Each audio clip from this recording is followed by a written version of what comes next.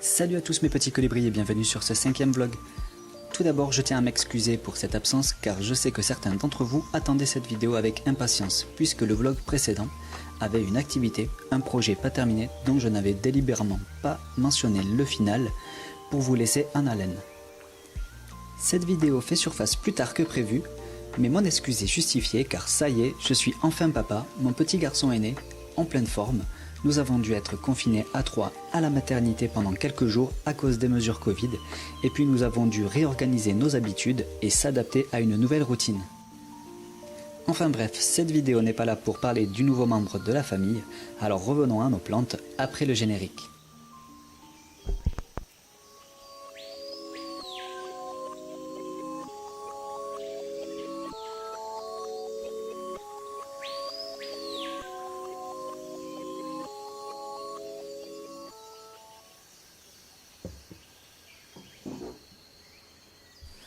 Pour commencer, je voulais vous montrer ma feuille de caladium que j'avais réussi à faire raciner dans l'eau avec le soupçon d'un départ de tubercules. Je vous l'avais montré dans le précédent vlog, souvenez-vous. Et en revenant de la maternité, la feuille avait complètement séché, mais mes soupçons se sont confirmés, la feuille m'a bel et bien développé un tubercule. Bien que ce ne soit plus la saison, je prends la décision de planter le bulbe, mais si en revanche il a du mal à me faire des feuilles, il partira en dormance pour l'hiver.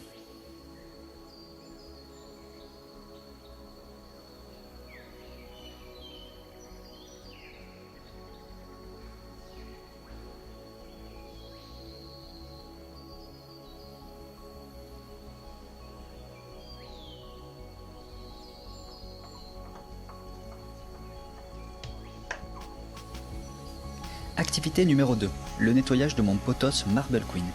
Il y a plusieurs jours de ça, j'avais remarqué des petits points marrons sur le feuillage. Après observation et déduction, il ne s'agissait pas de parasites, ni de maladies, ni de problèmes de culture, mais tout simplement d'excréments de mouches. La plante était exposée pendant un temps au bord d'une fenêtre, ce qui explique tout. Pour le nettoyage, je prends un chiffon doux que j'humidifie, puis je frotte délicatement le feuillage et j'en profite par la même occasion pour la dépoussiérer.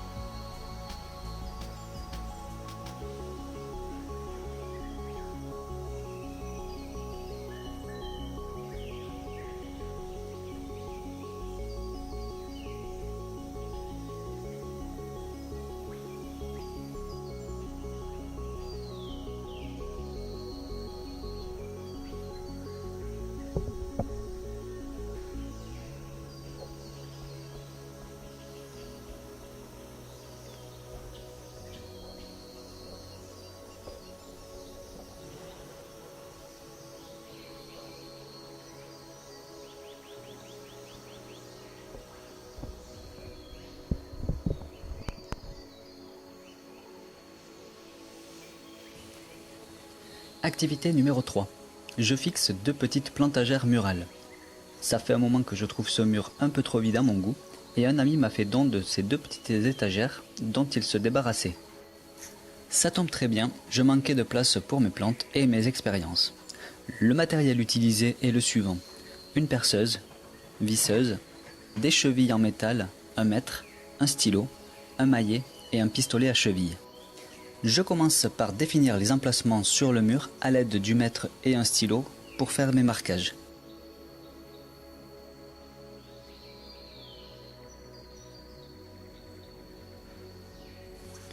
J'utilise ensuite ma perceuse visseuse et un foret de la même taille que les chevilles, puis je perce le mur aux endroits des marquages au stylo. À condition que la visseuse ait assez de batterie bien sûr.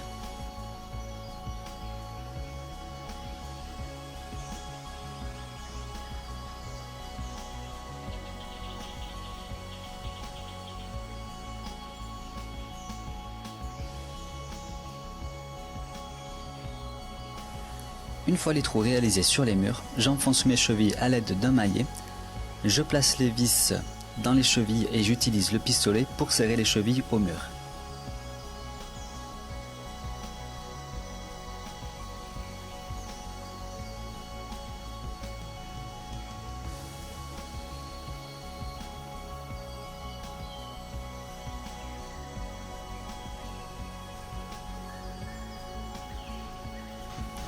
Il ne me reste plus qu'à fixer les plantagères. Et là, la chose la plus difficile sera de choisir quelle plante je vais y mettre.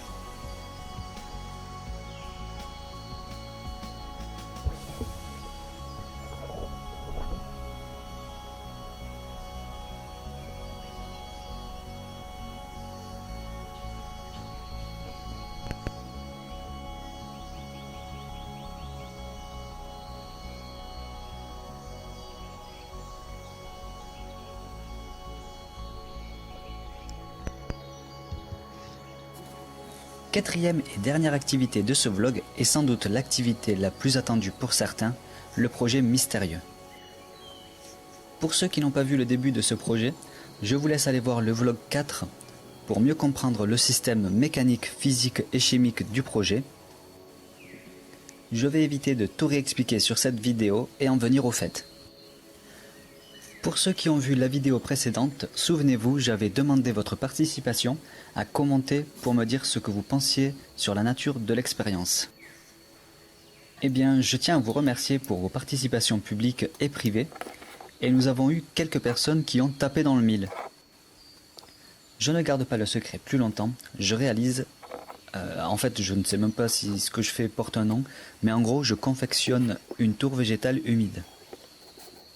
Pour ça, j'ai besoin de la tour, bien évidemment, que j'ai confectionnée au préalable, du crin de pêche transparent, car c'est plus discret, de la sphaigne de préférence encore verte, pour un résultat optimum, de l'eau, de préférence déminéralisée, et pour finir, des baby-plantes de préférence d'origine tropicale.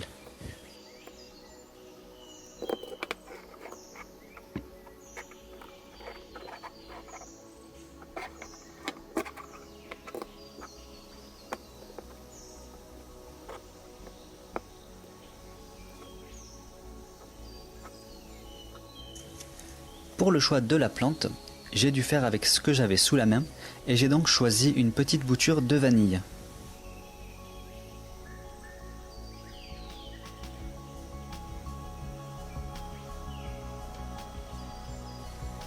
Pour la sphaigne, je l'ai récupérée dans un bois privé humide et je tiens à rappeler pour ceux qui veulent faire la même chose qu'il est strictement interdit de prélever dans la nature.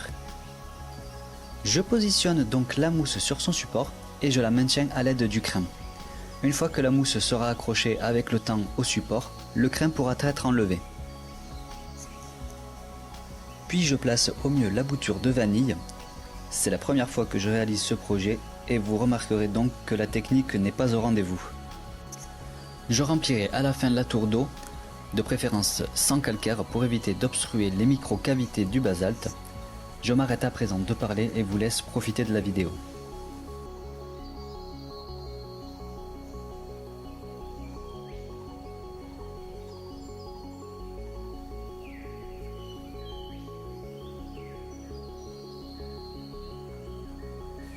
Voilà, l'œuvre est assez brouillon, mais restons indulgents, c'était une première pour ma part.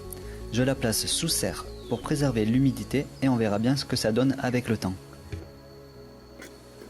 J'espère que cette vidéo vous aura plu. Si c'est le cas, lâchez-moi un petit like. N'oubliez pas de vous abonner à la chaîne sans oublier d'activer les notifications en cliquant en bas à droite de la vidéo pour ne pas rater les prochaines vidéos.